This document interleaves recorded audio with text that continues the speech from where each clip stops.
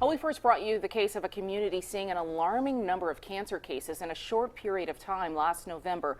5 children are fighting that disease. They were diagnosed within about a year of each other. A lot of questions. Now 2 adults are sick as well, and the town of Fruithurst is looking for some answers.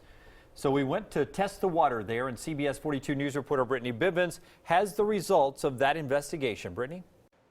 Well, Jim, we do have the results of the water testing. I went to Fruithurst with Dr. Sean Crawford, who studies environmental contaminants, and helped us take those samples and send them off to the lab. Meanwhile, the fight of a lifetime goes on for 7 people in this small, tight-knit community. Warrior Will! Warrior Will! This is Will Allred. He turned 12 years old February 8th. Look at your equations. The day before, he returned to Fruithurst School for the first time in months.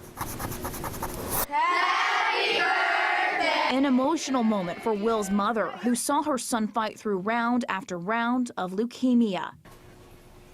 We actually were kind of scared to go in there at night and check on him. Warrior Will! Warrior Will! Chanting Warrior Will, his classmates threw a party. It was fun. I liked it. Will is one of 7 people, 5 children, diagnosed with cancer within a 7-mile radius of Fruithurst. The question has become whose child will be next. We tested drinking water here for benzene, a chemical that's been tied to leukemia. Those tests came back negative for a potential cancer-causing contaminant. But those negative test results don't answer all the questions for people in Fruithurst. So we want more extensive testing done to the water, and we're in the process of getting that done.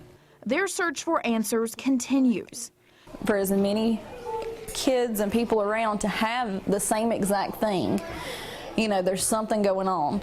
A community group of about 100 people is working with Auburn University researchers, preparing for more comprehensive environmental testing.